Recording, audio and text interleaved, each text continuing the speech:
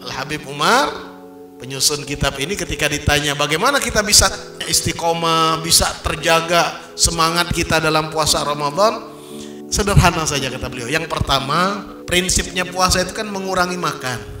Jangan justru puasa cuma pindah jam makan, porsinya sama, malah kadang-kadang lebih banyak, akhirnya akan melemahkan tubuh kita.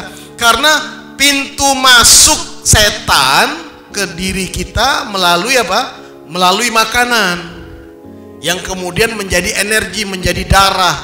Inna syaitan, kata Rasulullah, sesungguhnya syaitan itu mengalir di tubuh manusia seperti mengalirnya darah. Jadi di mana anggota tubuh kita ini yang nggak ada darah? Semuanya kalau dikelopek dikit keluar darah itu.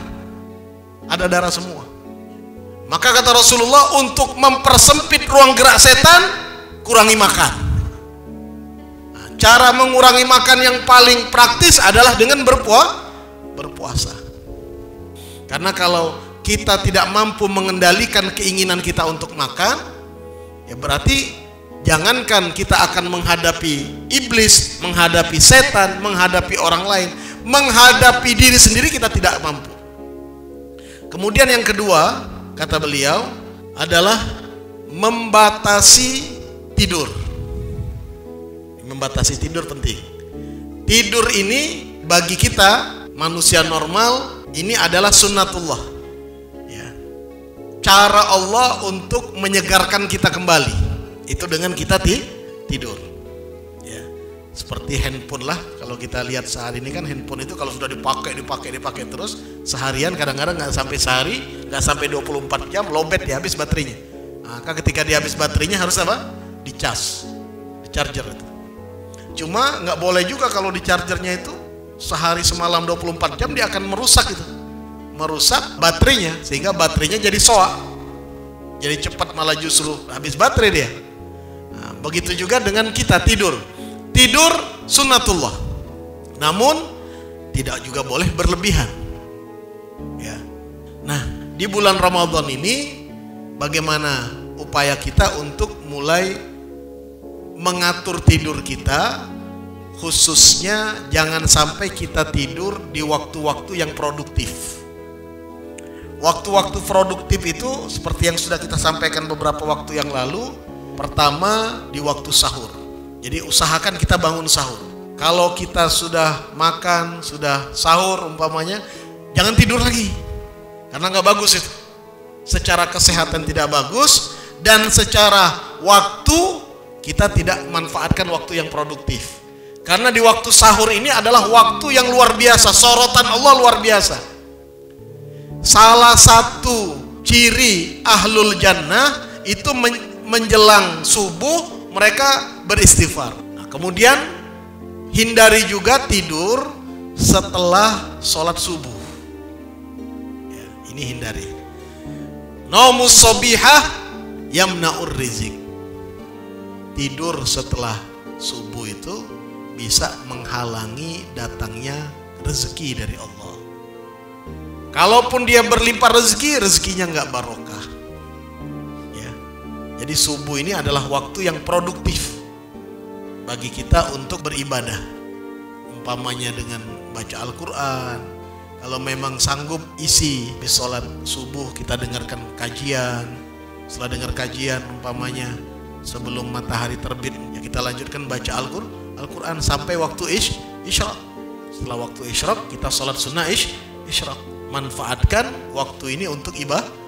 Nggak banyak waktunya, tapi nilainya sedemikian luar biasa. Nah, setelah itu kalau mau tidur nggak ada masalah. Tentunya yang tidak ada ikatan pekerjaan. Nah, kemudian waktu-waktu yang berharga lagi adalah sebelum waktu maghrib, ya, menjelang sholat maghrib, menjelang berbuka puasa. Itu waktu yang produktif itu, walaupun cuma hitungan 1/4 jam. Nah, kita jangan terpedaya. Kadang-kadang nonton TV nunggu ke beduk. Nah, nonton TV ini macam-macam sekarang di acara TV ini. Yang nak kita tunggu beduk, acaranya macam-macam. Mulai dari kuis, mulailah dari drama, sinetron, tontonan-tontonan yang akhirnya bikin hati kita tidak nyaman. Nah, Nggak usah ditunggui. Lemaklah nunggunya kita dengan berzikir. Ya, kalau mungkin di sini jamaah sudah familiar dengan Ratibul Haddad, baca Ratibul Haddad atau Wirdul Latif, atau setidaknya baca istighfar. Kalau tidak juga rutinkan baca Al-Quran, lanjutkan bacaan Al-Quran kita. Ya, pelan-pelan, yang penting rutin, lanjut. Ya. Nah, kemudian setelahnya habis sholat maghrib sampai menanti tibanya waktu isya. Nah, ini dihindari kita tidur di waktu-waktu ini. Ya. Nah, kemudian yang ketiga adalah membatasi pergaulan. Ya.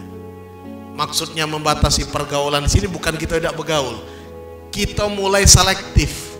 Mana kira-kira pergaulan yang kalau di situ mulai nyerempet ke riba, ke namimah, ngobrol ngalor ngidul yang tidak jelas, kita tarik diri sudah.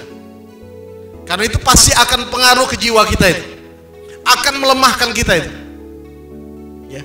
Karena setiap dosa, riba itu dosa, namimah itu dosa, menggunjing orang itu dosa, menceritakan aib orang lain itu dosa. Dan setiap dosa itu jadi racun buat jiwa kita, melemahkan jiwa kita, hati kita menjadi lemah, dan akhirnya akan menghalangi kita untuk ibadah. Nah, maka interaksinya kita interaksi yang produktif, interaksi tadarusan Al-Quran, interaksi sholat berjamaah, interaksi majelis taklim. Nah, tapi yang lain-lain kita sudah mulai batasi. Ya. Nah, termasuk juga interaksi media sosial. Nah, ini juga penting. Mungkin kalau dulu 10 tahun, 15 tahun yang lalu yang kita batasi interaksi dalam kehidupan dunia nyata kita. Tapi kalau sekarang kadang-kadang ada orang nggak bergaul dia. Ya, dia nggak kumpul orang, dia nggak ngobrol sama orang. Ya. Jadi orang antisosial malah justru. Tapi luar biasa, aktifnya dia di media sosial luar biasa. Tidak ada satupun konten yang ditampilkan kecuali dia ikut komentar. Dan komentarnya kadang-kadang luar biasa, tidak menandakan dia muslim atau seorang muslimah.